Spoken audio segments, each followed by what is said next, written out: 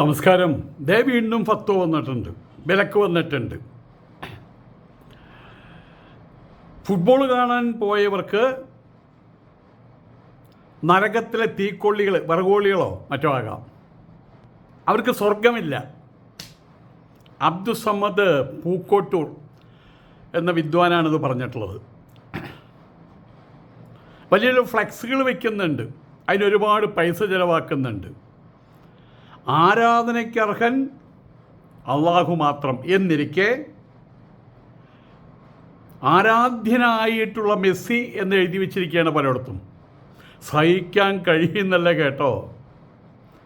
പള്ളിക്കും മദ്രസയ്ക്കും തലയെക്കെട്ടുകാർക്കും ഒരു നേരത്തിന് ആഹാരത്തിനുള്ള 10 രൂപ നൽകാത്തവരാണ് ഈ ഫ്ലെക്സ് വയ്ക്കാൻ വേണ്ടി വലിയ തുക ചെലവിടുന്നത്. ലോകകപ്പ് നടക്കുകയാണല്ലോ അവിടെ. നമ്മുടെ നാട്ടിൽ നമ്മുടെ അയൽക്കാരൻ്റെ പോലെയാണ് ഇപ്പോൾ മെസ്സി. ആരാധകരാണ്, കേരളത്തിൽ മൊത്തം ആരാധകരാണ്. എനിക്കും മെസ്സിയോടൊരു ആരാധനയാണ് കേട്ടോ. അത്ഭുത പുരുഷനല്ലേ.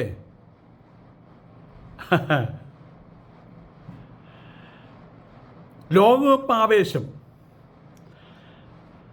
അതിൻ്റെ ഭാഗമായിട്ടിപ്പോൾ 30 അടിയും 40 അടിയുള്ള ഫ്ലെക്സുകളാണ് ഉയർത്തുന്നത്. 30 അടി ഫ്ലെക്സ് മെസ്സിയുടെ ആണെങ്കിൽ 40 അടി ഫ്ലെക്സ് CR7 ക്രിസ്ത്യാനോ റൊണാൾഡോൻ്റെ. അങ്ങനെയാണെങ്കിൽ നെയ്മറുടെ ഫ്ലെക്സ് 50 അടി. എന്നാ പിടിച്ചോ പൈസ. അതേ സമയത്ത് പിച്ച തണ്ടി അവിടെ നടക്കുമ്പോൾ പള്ളിക്ക്, മദ്രസയ്ക്ക് 5 രൂപ പിടിച്ചോ, 5 രൂപ ഇടയ്ക്കിടയ്ക്ക് തന്നെ വരും. ഏതായാലും ഇങ്ങനെയുള്ള ആളുകൾക്കെതിരപ്പോൾ ഒരു ഫത്വ ഇറക്കിയിരിക്കുകയാണ്. ഭീഷണിയാണ്. നിങ്ങളിതെല്ലാം കഴിഞ്ഞ് അവിടെ എത്തുമല്ലോ. അപ്പോൾ ഇവിടുന്നുള്ള റിപ്പോർട്ടും കൂട്ടത്തിലെത്തും. അവിടെ ചെന്ന് അസ്സലാമു അലൈക്കും എന്നൊക്കെ പറയുമ്പോൾ പോടാ മറ്റേ എന്തായാലും പറയും, നരകത്തിലേക്ക് പോടാ, നിനക്ക് സ്വർഗ്ഗമല്ലടാ. നീ അവിടെ മലപ്പുറത്തുകാരനല്ലേ, കോഴിക്കോട്ടുകാരനല്ലേ, മലബാറിയല്ലേ. നീ രാത്രി 2 മണിക്കും 3 മണിക്കും പന്തുകളി കാണാൻ പോയിരുന്നവനല്ലേ. നീ പള്ളിക്ക് 10 രൂപ കൊടുക്കില്ലല്ലോ, മദ്രസയ്ക്ക് 10 രൂപ കൊടുക്കില്ലല്ലോ. എൻ്റെ സ്വന്തം തലയെക്കെട്ടുകാർ വരുന്ന സമയത്ത് 5 രൂപ കൊടുക്കുള്ളൂ. ആ സമയത്ത് 50,000 കൊടുത്ത് നീ ഫ്ലക്സ് വെച്ചില്ലേ. പോടാ, നരകത്തിലേക്ക് പോടാ, വിറകോള്ളി അവിടെ പോടാ.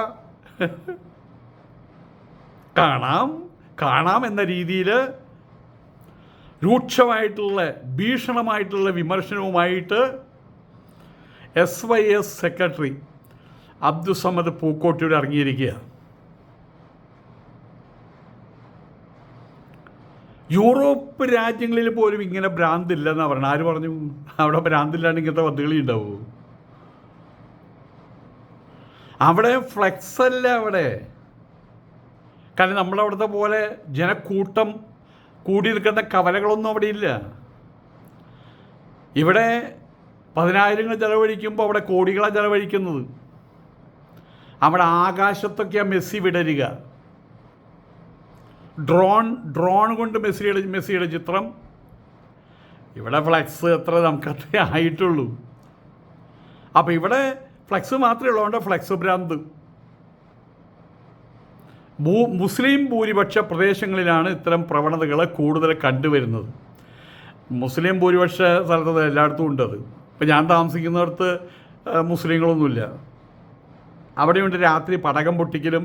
അവിടെ ഞാൻ ഒരു സ്ഥലത്ത് ചെന്നപ്പോൾ അവിടെ എന്താ വിശേഷം എന്ന് ചോദിച്ചോളൂ. ഞാൻ ഇന്ന് ഒന്നുമില്ല, രാത്രി ഇവിടെ ഷോ ഉണ്ടെന്ന് വലിയ സ്ക്രീൻ കെട്ടി വെച്ചിട്ടുണ്ട് അത്ര. അവിടെ ഞാനത് പോയി കണ്ടു.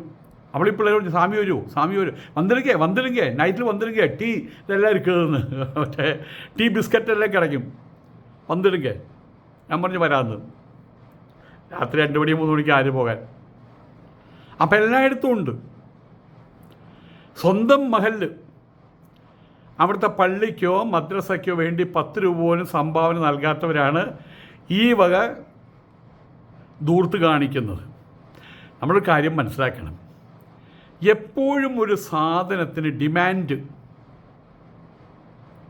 ചാണകവരടിക്ക് നമ്മൾ ആരെങ്കിലും ലക്ഷങ്ങൾ കൊടുക്കാറുണ്ടോ? സ്വർണത്തിന് കൊടുക്കും. സ്വർണം 1 ലക്ഷം ആയാലും 1.25 ലക്ഷം ആയാലും 1.5 ലക്ഷം ആയാലും ഇനി 2 ലക്ഷം എന്തായാലും നമ്മളത് കൊടുക്കും. നമുക്കത് ആവശ്യമുണ്ട്, അതുകൊണ്ട് അതിന് ഡിമാൻഡുണ്ട്. അതുകൊണ്ട് മൂല്യം കൂടുതലാണ്, വിലയും കൂടുതലാണ്. പള്ളിയോടും മദ്രസയോടും ആ ഒരു താല്പര്യം പുതിയ തലമുറയ്ക്കില്ല. ആയതുകൊണ്ട് തന്നെ അവർ പള്ളിക്കാരും മദ്രസക്കാരും ചെല്ലുമ്പോൾ പിടിച്ചോ, ഒരു 5 രൂപ എടുത്തു കൊടുത്തേ, അതിലൊരു 10 രൂപ എടുത്തു കൊടുത്തേ എന്ന് പറയും. അത് സ്വാഭാവികമാണത്.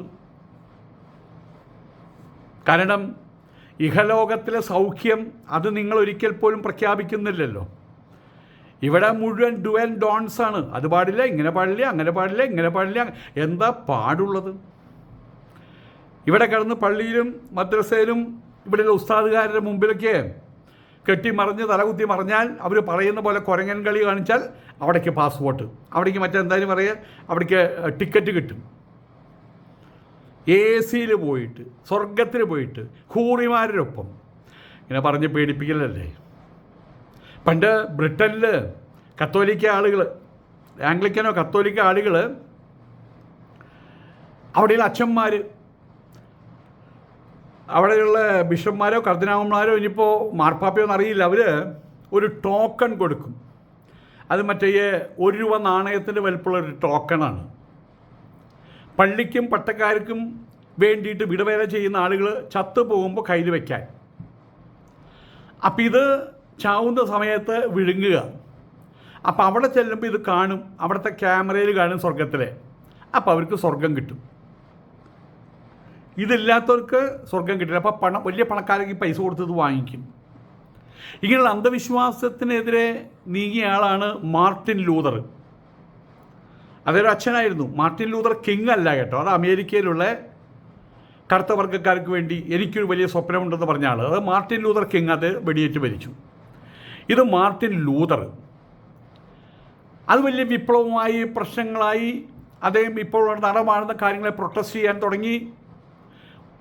പിന്നീട് അദ്ദേഹത്തെ വിളിപ്പിച്ചു, പള്ളിയിൽ വലിയ ആൾക്കാരെ വിളിപ്പിച്ചു, നമുക്കത് വേണ്ടതുപോലെ ചർച്ച ചെയ്യാം. അങ്ങനെ പള്ളിയിൽ വന്നു. പള്ളിയിൽ വലിയ 14 അടി ഉയരമുള്ള വാതിലുകൾ കൊട്ടിയടച്ചു. എന്നിട്ട് അവർ പറഞ്ഞു, നിന്നെ ഇവിടെ വെച്ച് അവസാനിപ്പിക്കാൻ പോവുകയാണെന്ന്. അദ്ദേഹം പറഞ്ഞു, ആ വാതിലൊന്ന് തുറന്ന് എന്നെ ഇവിടെ നിർത്തിക്കോ. വാതിലൊന്ന് തുറന്ന് നോക്കാൻ പോയപ്പോൾ അവിടെ 10,000-ങ്ങളാണ് നിൽക്കുന്നത്. ഇങ്ങനെ എന്തെങ്കിലും ചെയ്തു കഴിഞ്ഞാൽ അവിടെയുള്ള അച്ഛന്മാരെയും അവിടെയുള്ള ആ വെളുത്ത ലോഹിയുടെ ചേത്തന്മാരെയും പിച്ച് ചീന്തും ആൾക്കാർ. അങ്ങനെ തുറന്നു വിട്ടു. അദ്ദേഹം ഉണ്ടാക്കിയ വിഭാഗമാണ് പ്രൊട്ടസ്റ്റൻ്റ് വിഭാഗം. കത്തോലിക്കൽ തന്നെയോ മറ്റു തന്നെയാണ്, പിന്നെ ആംഗ്ലിക്കൻ ഉണ്ട് അവിടെ. ആണ് പ്രൊട്ടസ്റ്റൻ്റ് മതവിഭാഗം. ഇതുപോലെ ഇവരാണോ ഈ ടിക്കറ്റ് കൊടുക്കുന്നത്? ഫുട്ബോൾ കണ്ടാൽ ടിക്കറ്റ് തരില്ല, സിനിമ കണ്ടാൽ ടിക്കറ്റ് തരില്ല, FDMA കടത്തി കഴിഞ്ഞാൽ സ്പെഷ്യൽ ടിക്കറ്റ് തരും. ആസനദ്വാരത്തിനകത്ത് സ്വർണം കടത്തി കഴിഞ്ഞാൽ നിങ്ങൾക്ക് അവിടെയുള്ള സൂപ്പർ ഡീലക്സ് റൂമിനുള്ള ടിക്കറ്റ് മലപ്പുറത്തുനിന്ന് തരും.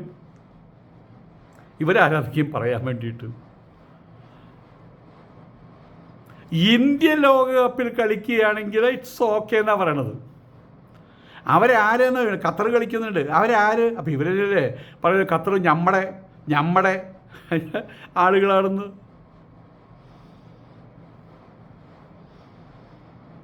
ആരാധന, അനാവശ്യ ആരാധന കുറയ്ക്കണം.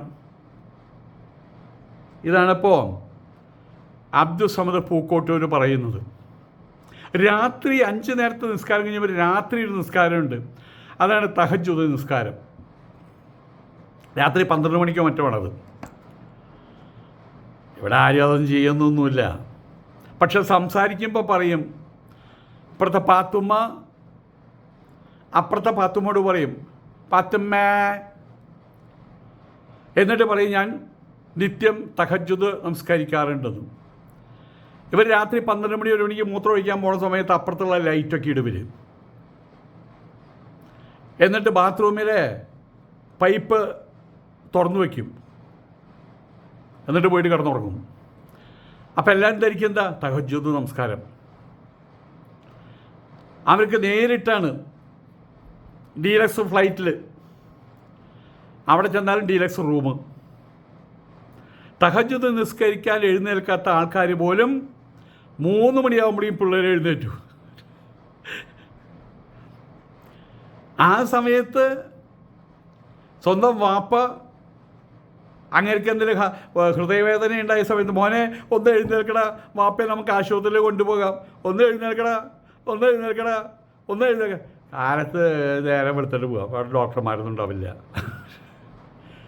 എടാ വാപ്പ കിടന്നൊരു പെടയാണ്, 10 മണി പോട്ടെ, വയസ്സ് പറയായില്ലേ.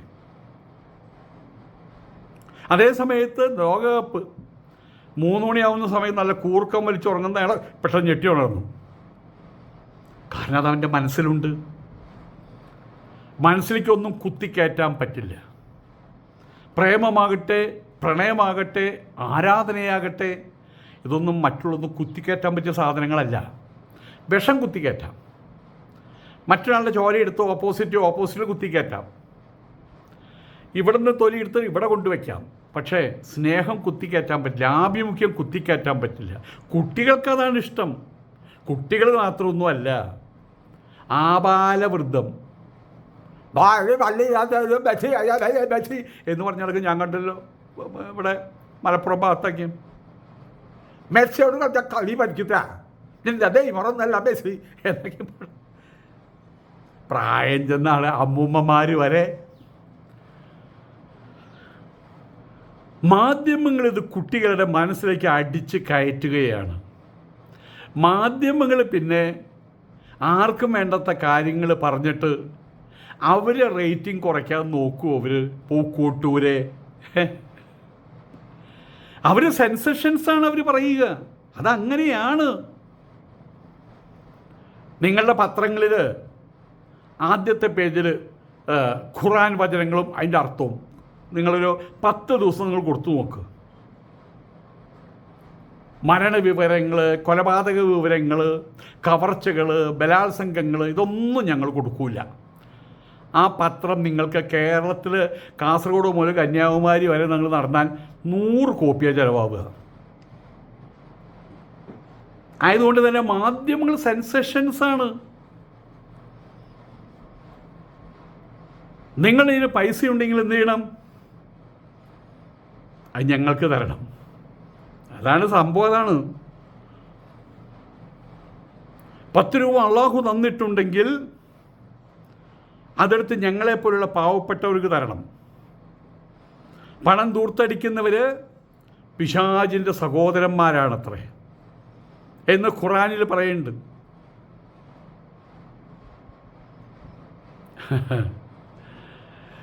എൻ്റെ ദൈവമേ, ഒരു കാലഘട്ടത്തിൽ കഷ്ടപ്പെട്ട് നടന്നിരുന്ന ഞങ്ങളുടെ നാട്ടിൽ ഞങ്ങളുടെ വീട്ടിലേക്ക് വേലയ്ക്ക് വന്നിരുന്ന ആൾക്കാർ ഇന്ന് എനിക്കറിയാം. മമ്മദ് എന്ന് പറഞ്ഞ ഒരാളായിരുന്നു. ഈ കിണർ ചേറെടുക്കാൻ, തെങ്ങും കുഴി കുത്താൻ, തെങ്ങിൻ്റെ കട കളയ്ക്കാൻ. എൻ്റെ മുത്തച്ഛൻ പറയും, ഡാ മമ്മദേ, ആ ജോനോത്യം കൊണ്ടുപോവാ, ഇവിടെ കുറച്ച് ജോലി ഉണ്ടെന്ന്. അങ്ങനെ ജീവിച്ചിരുന്നവരാ. ഇന്നിപ്പോൾ ദൂർത്തടി അവരുടെ മാത്രം ഒരു പ്രോഗ്രാമായിട്ട് മാറിയിരിക്കുകയാണ്. എന്നോടൊരു സുഹൃത്ത് മണ്ണാർക്കാട്ടില, അയാളിപ്പോൾ ഖത്തറിൽ, അയാൾ പറഞ്ഞു ഉള്ളിലെടുക്കുന്ന സാരിയുടെ വില 6000, 7000, 8000, 10000, 15000, എന്നിട്ട് അവരൊരു ചാക്കും മൂടും. അതിനാണ് ദൂർത്തെന്ന് പറയേണ്ടത്. പുറത്തൊരു ചാക്കിട്ട് മൂടിക്കഴിഞ്ഞാൽ പിന്നെ അകത്ത് എന്ത് തുണിയായ ജഗന്നാഥൻ മുണ്ട് വെറുതെ വെച്ച് കെട്ടിയാലും മതിയല്ലോ. ആവശ്യമില്ലാതെ ആഹാരത്തിൻ്റെ കാര്യത്തിൽ ഞാൻ കണ്ടിട്ടുണ്ട്. വ്യക്തിപരമായിട്ട് ഞാൻ ആഹാരം കഴിക്കുന്ന സമയത്ത് ഒരു ഒറ്റ ചോറ് പോലും പ്രതി കളയില്ല. ഒരു ആശ്രമത്തിലുള്ളൊരു റഷ്യക്കാരൻ എന്നോട് പറഞ്ഞത്, നീ ഇങ്ങനെ ആഹാരം കഴിച്ചാൽ, ഞങ്ങളൊക്കെ ഇങ്ങനെ ആഹാരം കഴിച്ചാൽ ഇവിടെ പട്ടികൾക്ക് ജീവിക്കേണ്ടതേ ചോദിച്ചത്. അവിടെ നായ്ക്കൂട്ടങ്ങളേക്കും വരും. ഭയമാണ്, ആഹാരം കളയാൻ ഭയമാണ്. പക്ഷെ അതേ സമയത്ത് നമ്മൾ കാണുന്നുണ്ടല്ലോ ഇവരൊക്കെയും ആഹാരത്തിൻ്റെ കാര്യത്തിലുള്ള സർപ്ലസ്നെസ്, ദൂർത്ത്. ആയതുകൊണ്ട് തന്നെ സ്വർണ്ണക്കടയിലാണെങ്കിലും തുണിക്കടയിലാണെങ്കിലും ഇവരുടെ പെണ്ണുങ്ങൾ വന്ന് കഴിഞ്ഞാൽ എല്ലാവരും കൊക്കോകോള കൊടുത്തു, അവിടെ ഇരിക്കൂ ഇവിടെ ഇരിക്കൂ, 2-3 ആൾക്കാരാ, ഇത് മതിയോ അത് മതിയോ അത് മതിയോ ഇത് മതി, ലക്ഷങ്ങളുടെ ദൂർത്താണ്.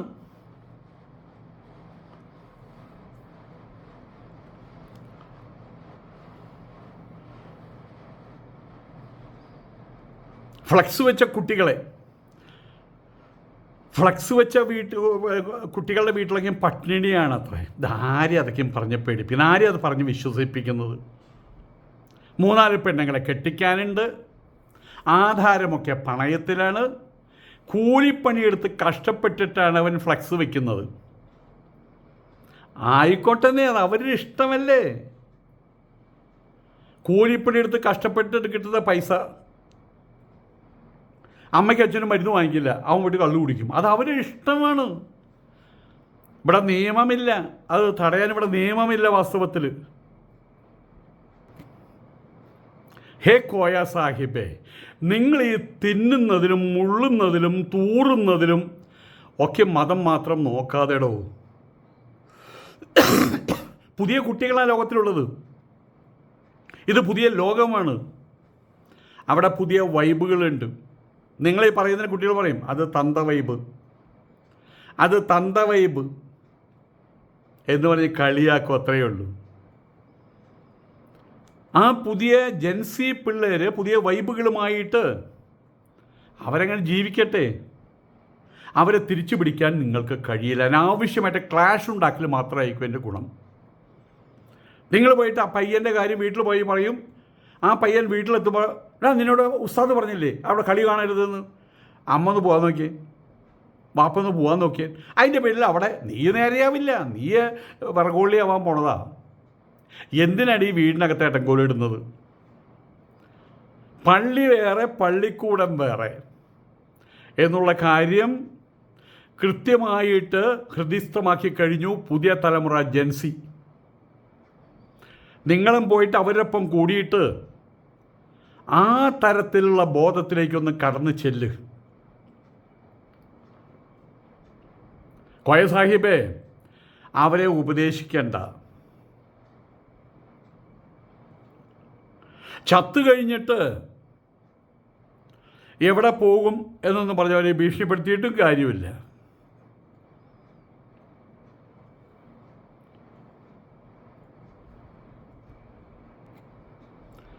ഇപ്പം നിങ്ങളുടെ എല്ലാ വിധത്തിലുള്ള ആശയങ്ങൾ നടപ്പാക്കുന്നത് സ്വർഗത്തിൻ്റെയും നരകത്തിൻ്റെയും കാര്യം പറഞ്ഞിട്ടാണ്. പിള്ളേർക്കൊന്നും അതിൽ യാതൊരു വിശ്വാസവുമില്ല. ഇവിടെ ജീവിക്കണം, ടുഡേ ഇറ്റ് സെൽഫ് സെലിബ്രേറ്റ് ചെയ്യണം, അതാണ് കുട്ടികളുടെ ആഗ്രഹം. നിങ്ങളെന്താ പറയുന്നത്? നിങ്ങൾ ലോകകപ്പ് കണ്ടോ, നിങ്ങൾ മദ്രസയിൽ പോകാതിരുന്നോ, നിങ്ങൾ പള്ളിയിൽ പോകാതിരുന്നോ, ഞങ്ങളെപ്പോലുള്ള ആൾക്കാർക്ക് പൈസ കൊടുക്കാതിരുന്നോ, ഇതൊക്കെ കഴിഞ്ഞാൽ അവിടെ ചെല്ലില്ലേ നിങ്ങൾ? അപ്പം കാണാം.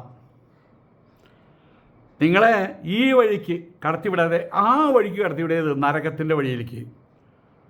ഹൂറികളെ കിട്ടില്ലെന്ന് മാത്രമല്ല, ഹൂറികളെ കാണാൻ പോലും അനുവദിക്കില്ല. നോക്കിക്കോ, പാലൊഴുകുന്ന പുഴയുണ്ടല്ലോ, അതിന് പകരം ചെളിവെള്ളം ഒഴുകുന്ന പുഴയിൽ നിന്നാണ് നിങ്ങൾക്ക് വെള്ളം കുടിക്കാൻ പറ്റുക. നോക്കിക്കോ.